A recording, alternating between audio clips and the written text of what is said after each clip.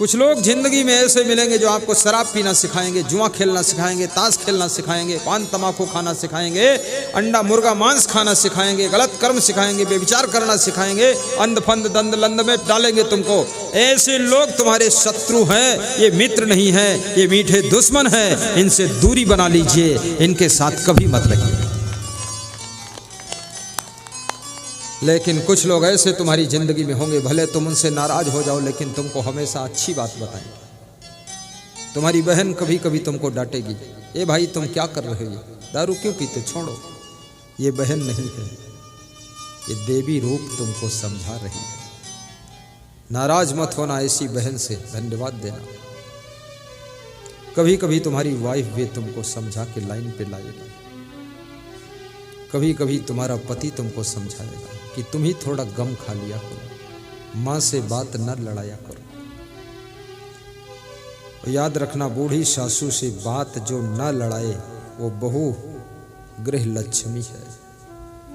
बुजुर्ग व्यक्ति का दिमाग जल्दी गर्म हो जाता है, सहनशीलता कम होती है, वो गम नहीं खा पाता है, पूरा भिड़ जाएगा, जितना लड़ोगे उतना लड़ जाएगा।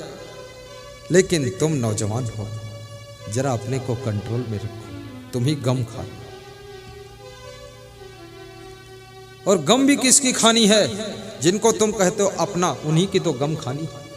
तुम कहते हो मेरी सासू है, मेरा ससुर है, मेरा पिता है, मेरी माँ है, मेरा बेटा है, मेरा बहन है, मेरा बाप है, मेरा ये है, मेरा गुरु है, मेरा शिष्य है, तो गम तो उन्हीं की खानी है जिनको मेरा कहते हो तुम। और गम खाने से कोई बदहजमी थोड़े होती है। राम ने कितनी गम खाया था, तभी तो नाम हुआ है। परशुराम जी ने उनको गालियां दिया, रे कहा, तू कहा, ये कहा, वो कहा, लेकिन जनकपुर में राम क्रोध नहीं करते हैं, क्योंकि राम वहां दामाद बनने के उम्मीदवार हैं। राम मुस्कुराते हैं, कितनी ही गाली दे दो लेकिन मैं ही सीता को ले जाऊंगा, आखिरी नंबर मेरा ही। राम गम खा लेते हैं, गम खा लेते हैं। जब राम के स्वभाव को समझते हैं परशुराम, तो परशुराम क्षमा मांग लेते हैं, माफी मांगते हैं। आजमगढ़ के परम भक्त श्री लल्लन तिवारी जी कहते थे, मेरी बहू इतनी देवी है और मैं इतना क्रोधी था, उसके कारण मैं भी बहुत सुधरा हूँ। शेष आपके सत्संग से सुधर गया हूँ, क्या करूँ गुरुदेव। कभी वो लड़ती नहीं, गाली देती नहीं, गुस्सा करती नहीं, तो आखिर हमको भी नर्वस होना पड़ा उसके सामने। हालांकि मैं तो भस्मासुर था, पर सुधर गया। आपकी कोमलता, आपकी शीतलता, आपकी नम्रता कठोर से कठोर अभिमानी और क्रोधी को भी ठंडा कर देती है। इसलिए बहुओं से मैं कहूंगा, पूरा पूरा आइसक्रीम बन जाना। अभी गर्मी महीना आ रहा ना, आइसक्रीम बिकेगी, चाट चाट के खाओगे। ऐसे आइसक्रीम बनो, तुमको भी सासू चाट चाट के प्रेम से रखेगी कि मेरी बहू है। ठंडे रहना, बूढ़ी सासू की सेवा कर देना, बूढ़े ससुर की सेवा करते हैं। कार्यों का मैनेजमेंट कर लेना, यही राम रस है। सेवा का रस ही राम रस है, प्रेम का रस राम रस है। जिसको कबीर साहब कहते, 2.5 अक्षर प्रेम का पढ़े सो पंडित होए। ये राम रस यही है, प्रेम का रस, और कुछ नहीं। और प्रेम में वो शक्ति है, बहुत बड़ी शक्ति है प्रेम में। प्रेम वाम भूले भगवान हो सेवरी के घर मां। प्रेम वाम भूले भगवान हो सबरी के घर मां। सेवरी के घर मां हो सेवरी के घर मां। प्रेम वाम भूले भगवान हो सेवरी के घर मां। प्रेम करना, लेकिन प्रेम में कपट न करना। प्रेम वही है जो निष्कपट है। कितने लोग प्रेम में धोखा देते हैं, कपटी प्रेम। नहीं नहीं, आपका प्रेम निष्कपट होना चाहिए।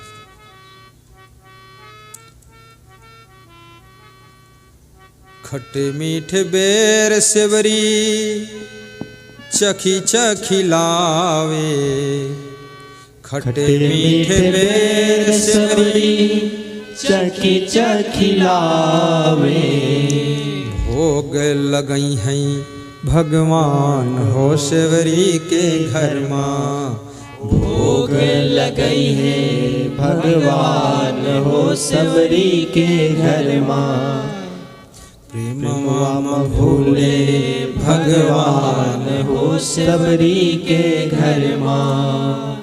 प्रेमवा में भूले भगवान हो सबरी के घर माँ। नहुर सवरी वही गलिया बुहारे। नहुर सवरी वही गलिया बुहारे। वही गलियई है भगवान हो सबरी के घर माँ। बहुत सुंदर, बहुत वही गलियई है भगवान हो सबरी गलियां बुहारती के है, घर उसी माँ। गली से राम को आना। भोग लगई है भगवान हो सबरी के घर माँ। आपके यहाँ कोई महान पुरुष आ रहा हो, प्रथम सेवा है सफाई। घर साफ करो, कमरा साफ करो, गली साफ करो, आसपास साफ करो। गांव के लोग भी अपने अपने घर की सफाई कर लें। जिस गली से निकलें गुरुदेव, सबके द्वार पर रंगोली का दर्शन। कल इस गांव में हम भ्रमण करेंगे रात्रिकालीन 6 बजे से। सबके द्वार पर करीब करीब गुजरना होगा। रंगोली बना लेना, सफाई कर लेना, एक एक दीपक जला के रख देना। कम से कम तुम्हारे घर ना आऊं, लेकिन उस रंगोली के आकर्षण में अपनी नज़र उधर डालूं और अपने द्वार पर खड़े होकर नमस्कार कर लेना साहिब बंदगी। क्योंकि सबके घर आना तो संभव नहीं, अपने द्वार के सामने ही प्रणाम कर लेना।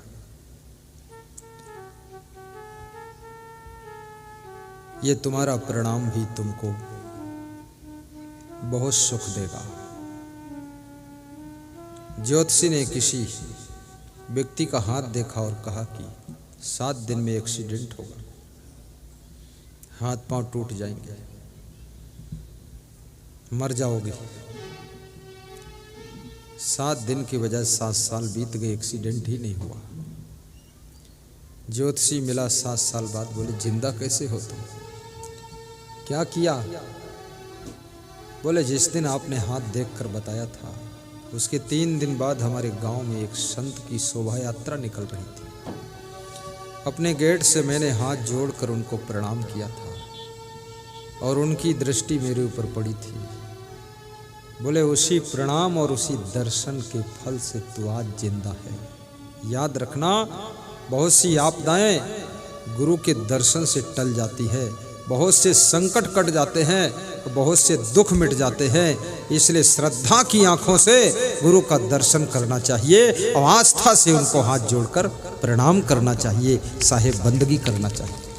बोलिए सद्गुरुदेव की जय। प्रेम की शक्ति को पहचानना। प्रेम में तुम पैदल चलते हो तो भी तुमको थकान नहीं आती है, बल्कि मुस्कान आती है। जब प्रेम में तुम व्रत रहते हो तो तुम दुखी नहीं होते, तुम खुश होते हो। जिसके प्रेम में व्रत रहते हो